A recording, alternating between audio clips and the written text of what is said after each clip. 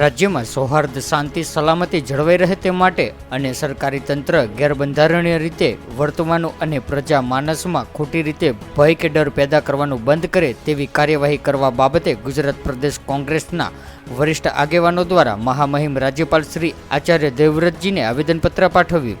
છેલ્લા કેટલાક સમયમાં ગુજરાત રાજ્યમાં બનેલા સાંપ્રદાયિક ઘટનાઓથી ગુજરાતની શાંતિ ડહોળાઈ રહી છે, તેમજ હાલમાં વડગામના ધારાસભ્ય અને યુવા દલિત નેતા જિગ્નેશભાઈ મેવાણીની આસામ પોલીસ દ્વારા અટકાયત કરવામાં આવી છે, જેવા વિવિધ વિષયો અંતર્ગત આજે ગુજરાત પ્રદેશ કોંગ્રેસ સમિતિ દ્વારા પ્રદેશ ઇન્ચાર્જ ડોક્ટર રઘુ શર્માની અધ્યક્ષતામાં ગુજરાતના મહામહિમ રાજ્યપાલ શ્રી આચાર્ય દેવવ્રતજીને આવેદનપત્ર આપવામાં આવ્યું। આ પ્રસંગે ગુજરાત વિધાનસભા વિરોધ પક્ષના નેતા સુખરામ રાઠવા, ઉપનેતા શૈલેષભાઈ પરમાર, દંડક સી.કે. ચાવડા, પૂર્વ પ્રમુખ ભરતસિંહ સોલંકી, પૂર્વ પ્રમુખ સિદ્ધાર્થ પટેલ, ધારાસભ્ય ગ્યાસુદ્દીન શેખ, ધારાસભ્ય ઇમરાન ખેડાવાલા ઉપરાંત કોંગ્રેસ પાર્ટીના હોદ્દેદારો ઉપસ્થિત રહ્યા હતા। આ પ્રસંગે આયોજિત પ્રેસ કોન્ફરન્સમાં ડોક્ટર રઘુ શર્માએ પત્રકારોને વિસ્તૃત માહિતી આપી હતી અને પત્રકારો દ્વારા પાટીદાર સમાજના અગ્રણી નરેશ પટેલના કોંગ્રેસ પ્રવેશ અંગે પૂછવામાં આવતા તેમણે સમગ્ર કોંગ્રેસ પાર્ટી નરેશ પટેલને આવકારવા તૈયાર હોવાનું જણાવ્યું હતું। કોંગ્રેસના યુવા નેતા હાર્દિક પટેલ દ્વારા પણ ભાજપના વખાણ કરવા અંગેના પ્રશ્નો તેમણે સિફતતાપૂર્વક જવાબ આપ્યો હતો।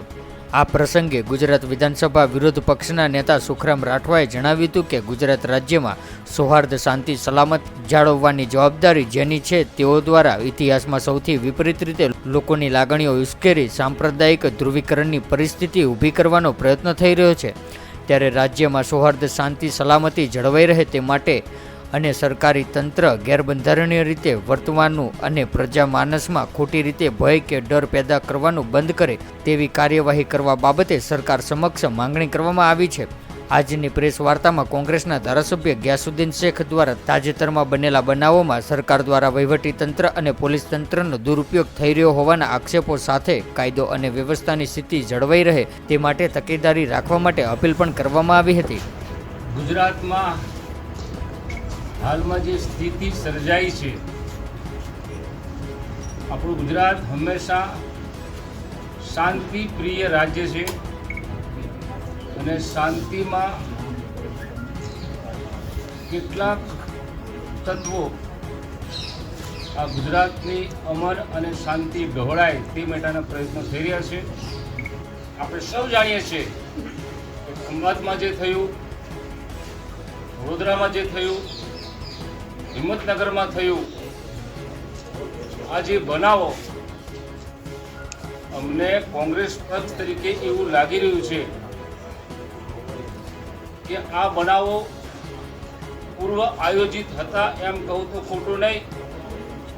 ગુજરાતની આઈબી પોલીસ શું કરે છે, કાયદો અને વ્યવસ્થા જાળવતા અધિકારીઓ શું કરે છે, અને જાણતા હોવા છતાં પણ આ ભારતીય જનતા પક્ષના ઈશારે જે કંઈ થઈ રહ્યું છે એને અમે સખત શબ્દોમાં વખોડી કાઢીએ છીએ।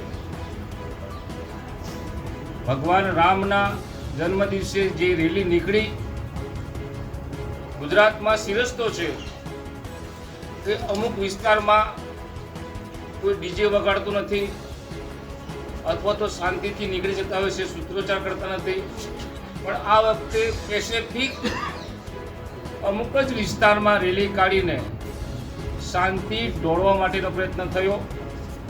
હિંમતનગરમાં સવારમાં થયું,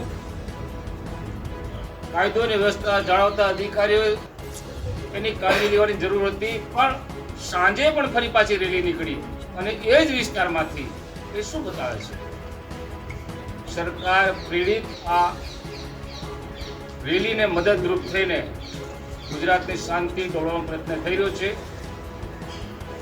આપણે જાણીએ છીએ કે અમારા સાથી મિત્ર જિગ્નેશ મેવાણીને એમણે જે ટ્વીટ કર્યું અને ટ્વીટના આધારે આ સરકાર ધાર્યું હોત તો ગુજરાતમાં પણ એની સામે ફરિયાદ થઈ શકી હોત, પણ ઇરાદાપૂર્વક આસામમાં એની ફરિયાદ દાખલ થઈ અને આસામની પોલીસ અહીંયા ગુજરાતમાં આવીને લઈ ગઈ।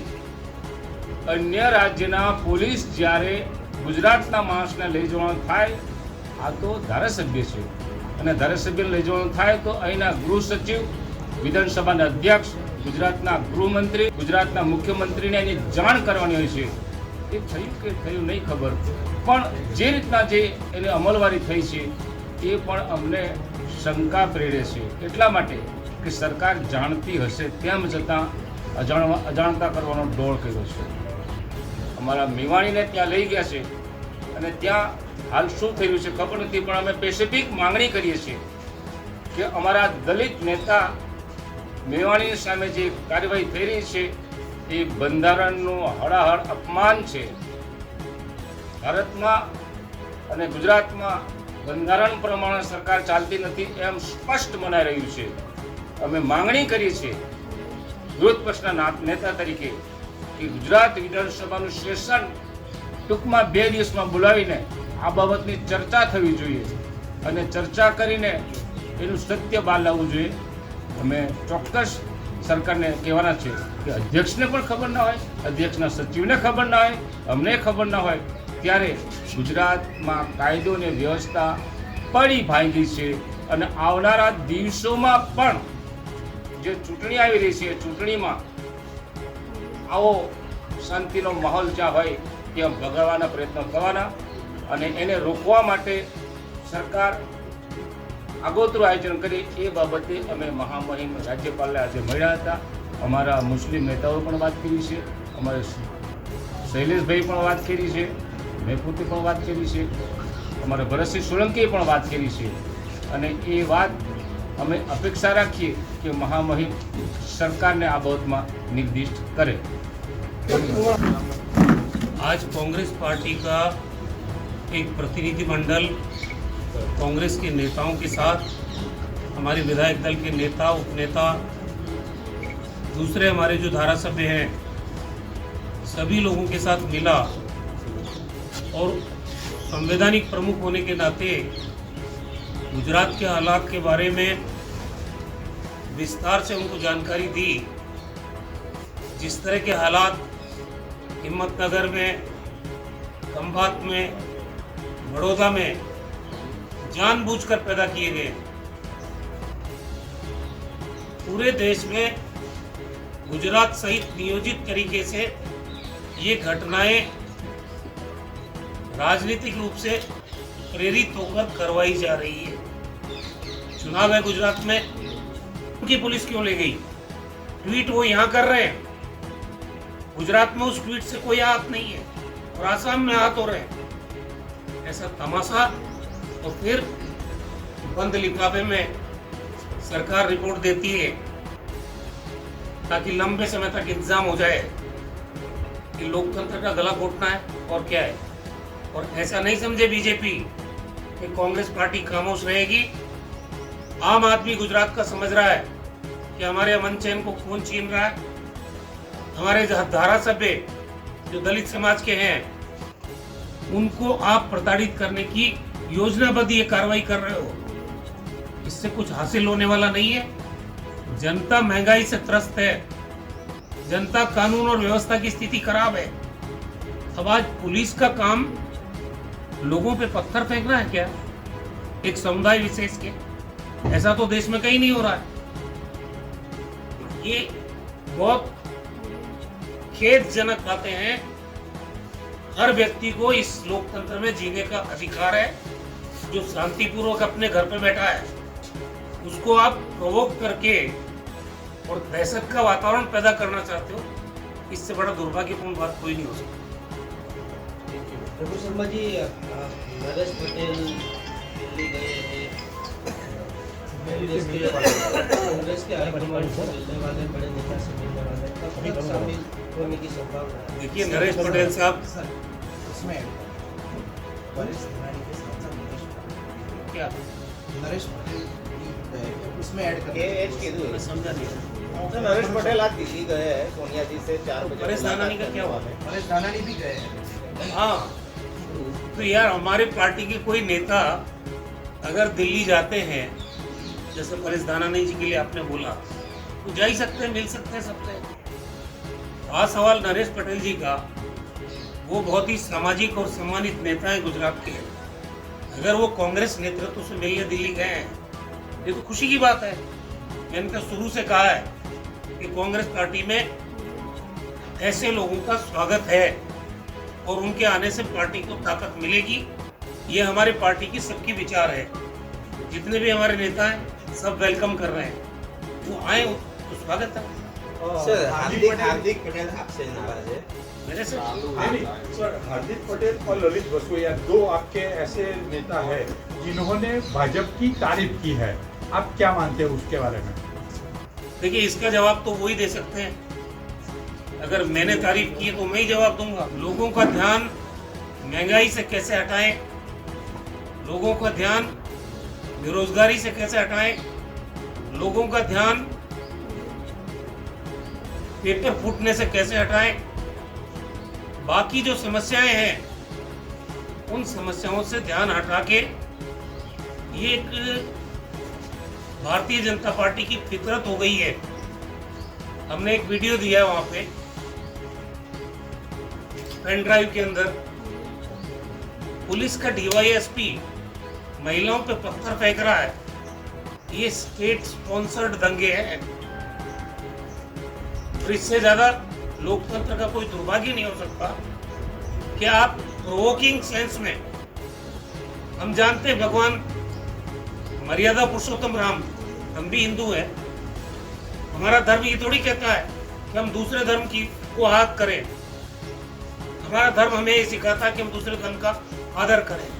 लेकिन ये जो भारतीय जनता पार्टी की आदत बन गई है, जब भी किसी प्रदेश में चुनाव आएगा इस तरह का सांप्रदायिक तनाव नियोजित तरीके से वो पैदा करेंगे और वही हालात यहाँ हो रही है।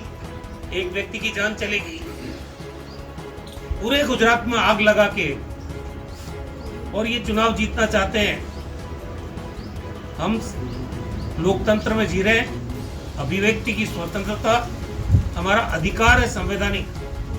हमारे एक विधायक साथी जो दलित समुदाय से आते हैं, जिग्नेश मेवाणी जी, उन्होंने एक ही तो ट्वीट किया कि अगर आप यहाँ आए हो तो जिन लोगों के नुकसान हुआ है उनसे मिल लो, भाईचारे का पैगाम दे दो।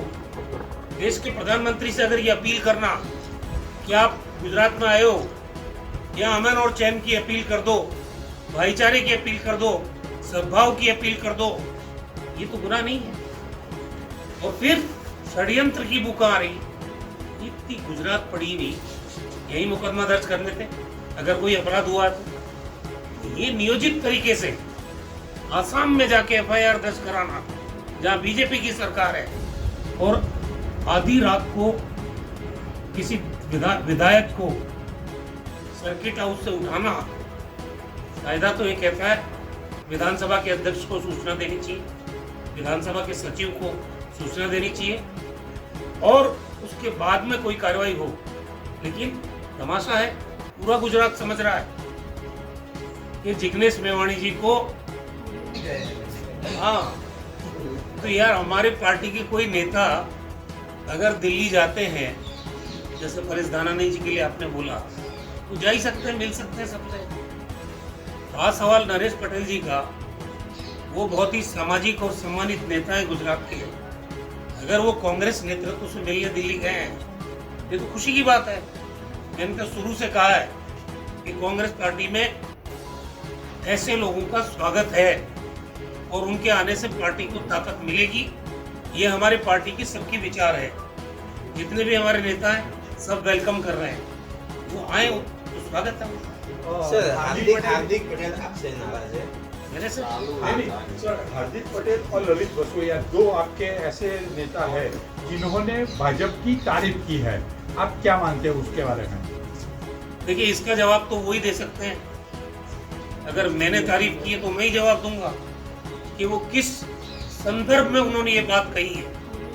मुझे वो मिलेंगे, मैं उनसे भी पूछूंगा, लेकिन संदर्भ जो है कि उन्होंने ये किस परिप्रेक्ष्य में बात कही है, वो बात तो जो बोलने वाला वही बता सकता। पॉलिटिकल पॉलिसीज जो है, अपनी पार्टी जो पॉलिसीज है उसके बारे में उसको उन्होंने अप्रिशिएट किया है बीजेपी। मेरी जानकारी में नहीं है, कि वो मिलेंगे तो पता करूंगा और वो किस संदर्भ में उन्होंने बोला वो बता। हार्दिक के बारे में बात है शर्मा जी, तो क्या उस मामले को कहीं ना कहीं समझाने या उसको शांत करने का कुछ प्रयास हो रहा है, क्या हो रहा है? नहीं, मेरे तो कुछ समझ में नहीं आ रही, आपका सवाल मुझे समझ में नहीं आ रहा। नाराजगी उन्होंने स्पष्ट कर दिया ना कि इसको नाराजगी प्रदेश के हमारी नेताओं पार्टी के अंदर का मामला है। हमारे परिवार में कल मैं सुखराम भाई से नाराज हो जाऊं या हमारे जो उप नेता हैं शैलेश भाई, वो मुझसे नाराज हो जाए, तो परिवार में होता रहता है, वो तो समाधान हम ही। આજરોજ ગુજરાત રાજ્યના મહામહિમ રાજ્યપાલ સાહેબ સમક્ષ અમે બે બાબતોને લઈને આવેદનપત્ર આપવા માટે અને અમારે રજૂઆત કરવા માટે અમે ઉપસ્થિત થયા હતા. પહેલો મુદ્દો જે ગુજરાતની અંદર છેલ્લા કેટલાક દિવસથી અશાંતિ ફેલાવી છે એ, અને બીજા અમારા દલિત ધારાસભ્ય જિગ્નેશ મેવાણી સાહેબને જે રીતે એમની ધરપકડ કરવામાં આવી છે એ બાબતે અમારો વિરોધ વ્યક્ત કરવા માટે અમે મહામહિમ રાજ્યપાલશ્રીને મળ્યા હતા. જે રામનવમીના દિવસે જે ઘટનાઓ બની એ બહુ જ દુઃખદ ઘટનાઓ છે. ગુજરાતની અંદર ગુજરાતની 6.5 કરોડ જનતા હિન્દુ મુસ્લિમ તમામ લોકો ભેગા મળીને હંમેશા દરેક તહેવાર રથયાત્રા હોય એને ઉજવતા હોય છે. ગુજરાતનો મુસ્લિમ સમાજ હિન્દુ સમાજને પોતાનો મોટા ભાઈ સમાન માને છે અને અમે જાણીએ છીએ કે અમે એકબીજાના સાથ સહકાર વગર અમે પ્રગતિ કરી શકીએ નહીં. પરંતુ રાજકીય કારણોસર જે રીતના રામનવમીના દિવસે તોફાનો થયા, ખંભાતમાં થયા, જે વડોદરામાં થયા અને એની સાથે સાથે જે છે આપણે જે ખાસ હિંમતનગરમાં જે તોફાનો થયા એ બાબતની એક બહુ જ ગંભીર પેનડ્રાઈવ પણ અમે સીસીટીવી ફૂટેજની આજે રાજ્યપાલ સમક્ષ અમે આપી છે. એ ફૂટેજની અંદર સાફ દેખાઈ રહ્યું છે કે ઉચ્ચ અધિકારીની હાજરીમાં તમામ લોકો સામેલ થઈ અને પોતે પબ્લિકની ઉપર પ્રત્યેક સમુદાય વિશેષ પર પથ્થરમારો કરી રહ્યા છે. એટલે સાફ વિઝ્યુઅલ છે. એ પણ પેનડ્રાઈવ અમે એમને આપી છે. આ બાબતે અમે મુખ્યમંત્રીશ્રીને પણ રજૂઆત કરી હતી પહેલાં. આ બાબતે અમે ગુજરાત નામદાર હાઈકોર્ટમાં પણ અમે આ બાબતે રજૂઆત કરી છે અને આજે રાજ્યપાલ સમક્ષ પણ અમે રજૂઆત કરવાનું કારણ એક જ છે કે આ ચૂંટણીઓને ધ્યાનમાં રાખીને ધ્રુવીકરણની રાજનીતિ કરવા માટે ગુજરાતને આજે આગમાં હોમવાનું કામ થઈ રહ્યું છે. અમે એવી અમારી સ્પષ્ટ માંગણી છે કે ષડયંત્રકારી ગમે તે હોય એમની ધરપકડ થવી જોઈએ. ગુનેગારોને વીણીને એમને કડકમાં કડક સજા થવી જોઈએ, એમને કડકમાં એમની ધરપકડ થવી જોઈએ.